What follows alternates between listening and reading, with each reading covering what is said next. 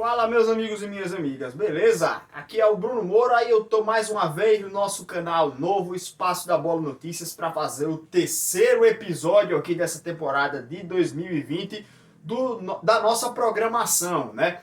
Então, gente, nesse programa eu quero fazer algo um pouco diferente. Eu tô vindo aqui sem uma pauta pronta, sem os assuntos na cabeça que eu vou falar hoje, então vou sentar aqui e vou ficar falando um bocado de besteira e vamos ver como o assunto vai desenrolar. Esse é o tipo de programação que eu estava querendo trazer aqui. Nesse momento agora de isolamento, não tem muita condição da gente fazer programas diferentes, né? Mas a minha intenção é convidar colegas e a gente sair conversando sobre futebol também, convidados, amigos, até alguém que se interessa em participar também. A gente pode imaginar algum tipo de programa diferente, que a gente grave com a galera aqui, faça conversa, um bate-papo interessante.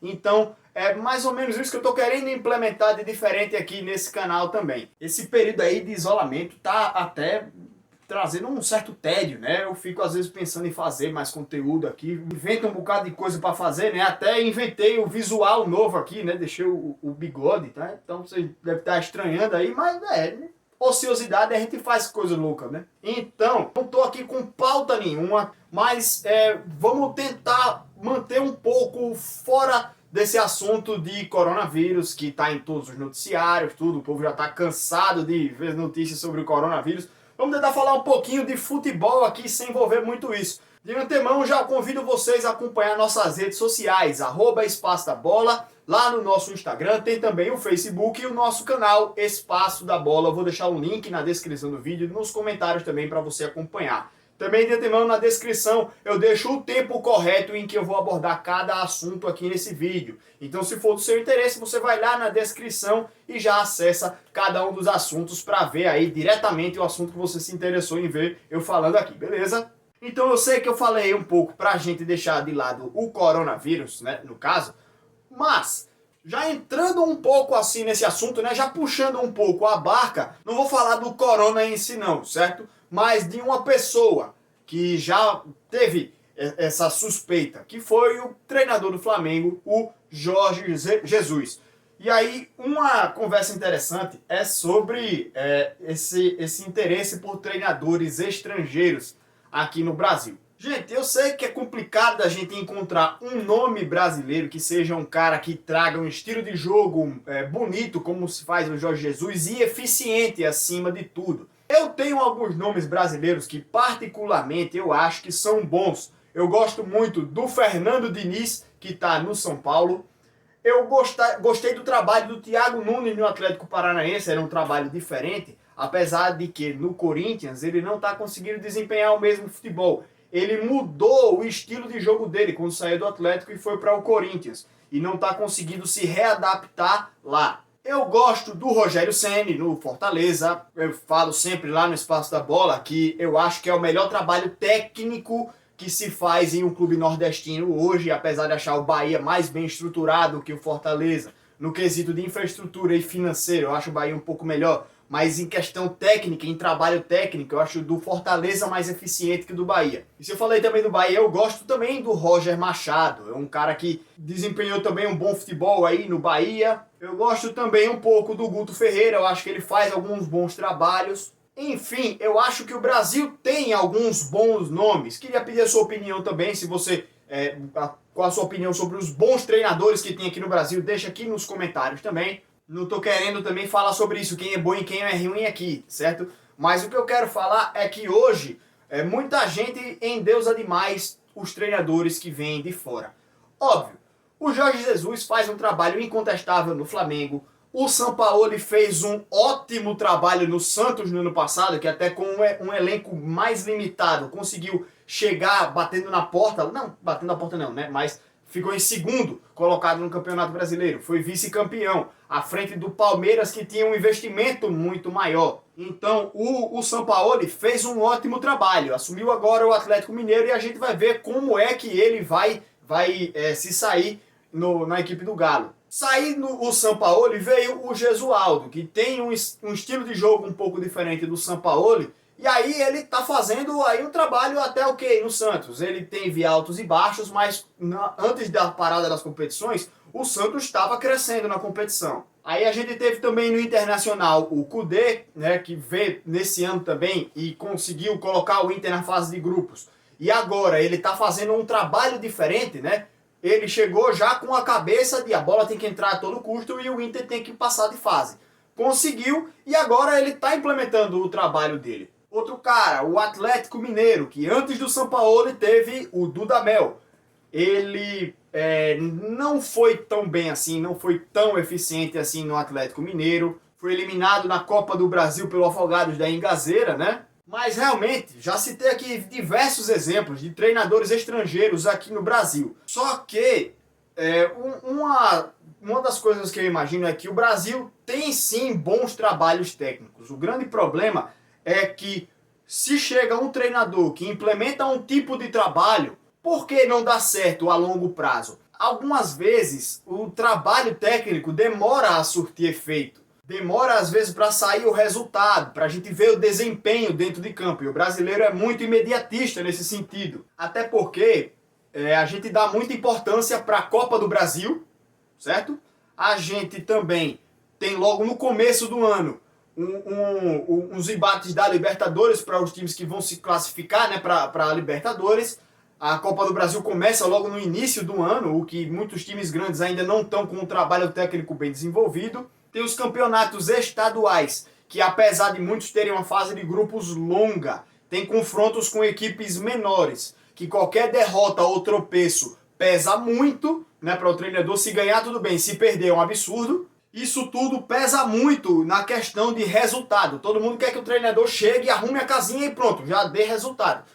Não é bem assim que acontece, mas realmente tem muitos trabalhos que complica muito, porque o treinador às vezes ele chega e não consegue demonstrar nada realmente de desempenho, de alterações no time. Às vezes a gente como torcedor vê que o treinador está errando na mão, muda um cara errado, coloca um cara que não está dando certo, insiste em algum jogador que não dá certo, né? Mantém alguns no banco que a gente vê que pode render e alguns tomam decisões erradas assim, né? Então, muitos treinadores às vezes tomam muitas decisões equivocadas e às vezes o melhor é mudar logo antes que ele destrua o ano inteiro do time. Só que nem sempre isso é necessário de se fazer. Às vezes com um pouquinho de paciência a gente pode dar a volta por cima no futuro. Mas nem só isso tudo às vezes é culpa também de treinador. A gente tem um exemplo recente também da equipe do Cruzeiro, que muito claramente tinha uma barca lá dentro muito grande. Grandes jogadores, né? Caras que a gente sabe que rendem muito bem, que tem bola para jogar, tem qualidade de jogo. Alguns até parece que faziam um corpo mole, né? Então, o Cruzeiro recentemente, a gente tinha uma barca muito grande lá dentro. Tinha o Fred, o Dedé, Robinho, Edilson, Thiago Neves, que era o grande nome, né? Então, eu não estou dizendo que eles propriamente faziam corpo mole. Também não conheço muito do ambiente interno lá do Cruzeiro, não tenho propriedade para falar sobre isso. Só que muito do que se rolava na mídia era que os jogadores faziam realmente corpo mole, assim, para derrubar os treinadores, quando não gostava do trabalho dos treinadores, ou até mesmo em retaliação à diretoria. A gente sabe que o jogador brasileiro, ele é barqueiro. Por natureza, assim, é um jogador que quando junta no grupinho dele, se alguém chega lá e interfere naquele grupinho, eles começam se defendem, né? Tentam se defender lá e defendem-se como? Dentro de campo, ou nos treinamentos, no dia a dia. E acaba atrapalhando também o clube, acaba atrapalhando o trabalho de um treinador. É por isso também que muitos treinadores não dão certo também aqui no Brasil.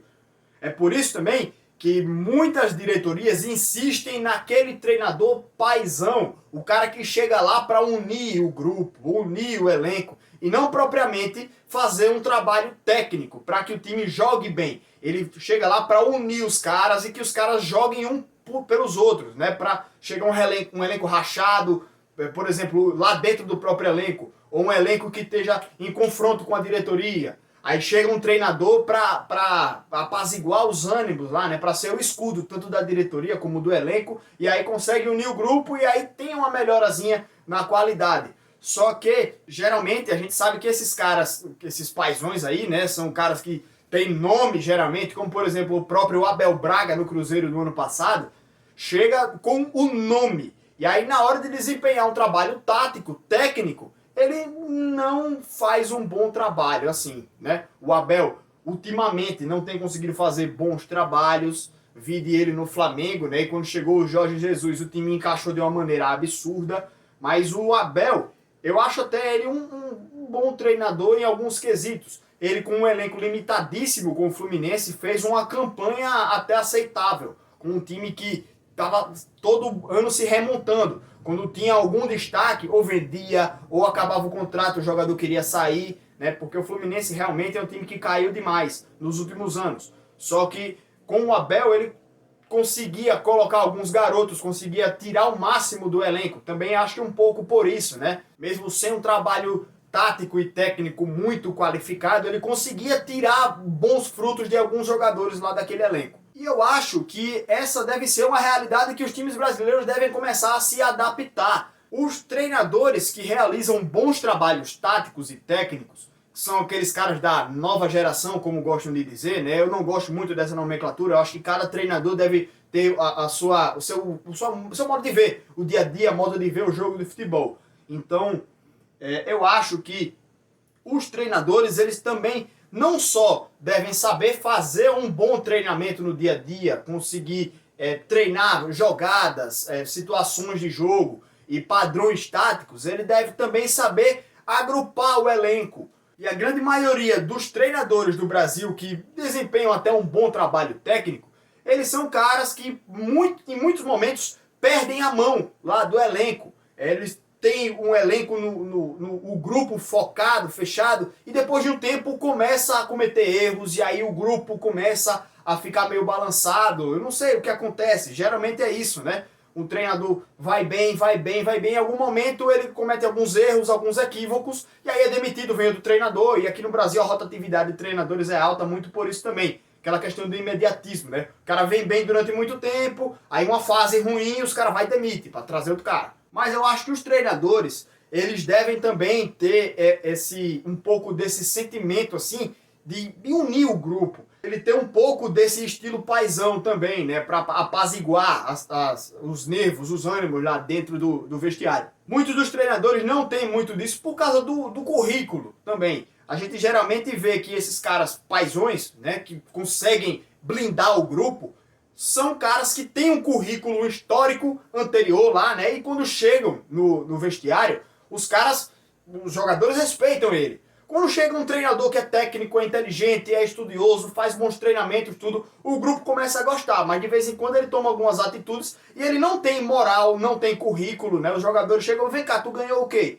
Né? Aí acaba perdendo a mão ali, os jogadores querem dominar o vestiário. E quando é um treinador com currículo, com um nome pesado, aí o cara chega e, baixa a bola aí, que eu sou tal, velho, eu ganhei, eu tenho currículo, tenho história, respeite, fique na sua, baixa a bolinha aí. Aí o cara vai e respeita, o grupo respeita, né? Mas um treinador jovem, que não tem currículo, não tem títulos, não tem histórico, o cara, que moral ele tem pra fazer um negócio desse? Ele, abaixa a bola aí, o jogador diz, abaixa a bola você que eu ganhei isso e você não ganhou. Aí o cara acaba ficando sem moral realmente. É até uma situação chata, né? O brasileiro tem muito disso, né? Aquele negócio, até aquela história do Robinho. Jogou onde, fera? Né? Aquela brincadeira ali, né? Pra desmoralizar o cara. Realmente, eu acho que pesa também dentro do vestiário. O jogador fica com o queixo pra cima, né? Todo empinado porque ganhou isso, ganhou não sei o que pra lá, não sei o que pra cá. E acaba que perde um pouco dessa união entre os jogadores e o técnico, porque um quer ser maior que o outro. Só que o treinador, ele deve ser o cara que tem o comando lá do vestiário. Muitas vezes ele não consegue porque os jogadores querem ser maiores que o treinador, né? E às vezes fazem até as campanhazinhas lá dentro, os motins lá para derrubar treinador. Mas então, se eu falei esse tempo todinho sobre treinadores, né, a importância que o treinador tem na união do elenco, se o grupo tá fechado e joga um pelo outro, um corre pelo outro lá, vamos falar, por exemplo, de um time que esteja fechado. O grupo tá unido, um correndo pelo outro. Qual é o papel de cada jogador no quesito individualidade? E me veio agora esse questionamento, porque a gente sempre viu que o Brasil sempre teve esse histórico de ter jogadores talentosos. Aquele cara que bota a bola debaixo do braço e resolve as partidas. qual é o papel agora do jogador brasileiro dentro do time de futebol? Porque hoje a gente fala tanto de tática, de padrão de jogo, estilo de jogo e um pouco menos de individualidade. E quando a gente se remete a treinadores mais da velha guarda, né? Luxemburgo, por exemplo, é um cara que fala muito disso. Ele defende que o jogador deve ter liberdade para jogar e mostrar o seu potencial, o seu talento. Eu acho que realmente alguns times devem ter alguns jogadores assim, quando encontra, por exemplo, o Pedrinho no Corinthians é um grande exemplo disso e eu acho que ele é um jogador muito talentoso e deve sim ter liberdade para jogar. Mas qual é o papel daquele jogador num time de futebol, por exemplo? Futebol é 11 contra 11, né? Então a gente não pode chegar e querer que um cara resolva o jogo. É claro que sempre tem aquele destaque que aparece um pouco mais que os outros jogadores. Aquele meia com a visão de jogo espetacular que acha os caras na cara do gol, acha o ponta lá nas costas da defesa, né? Consegue fazer boas tabelas. Tem o centroavante que se posiciona muito bem. Tem o jogador habilidoso, talentoso que dribla, quebra as linhas de marcação. Tem aquele volante que fecha a casinha, né? O zagueiro que não perde uma disputa. Um lateral muito participativo. O goleiro o que pega tudo, fecha o gol. Só que você prefere um time cheio de bons jogadores, os caras que são talentosos, são habilidosos, jogam muito bem, só que não se encaixa, o time está completamente perdido. Ou você prefere um time de jogadores medianos, que todo mundo sabe o que fazer, todo mundo se posiciona bem, o time é bem treinado e o time organizado dentro de campo. Eu prefiro o time organizado. Eu acho que a organização é o primeiro passo para o time começar a dar certo. E onde entra a individualidade?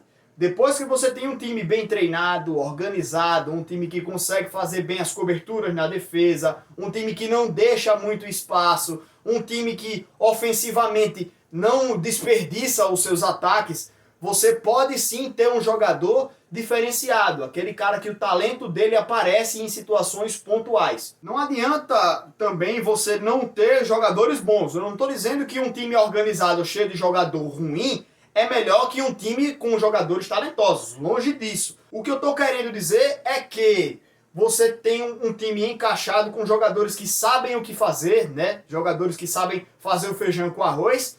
Você adicionando uma peça talentosa lá nesse time, esse cara aparece muito mais, aparece muito melhor, porque ele entende a movimentação dos outros caras e consegue fazer a diferença.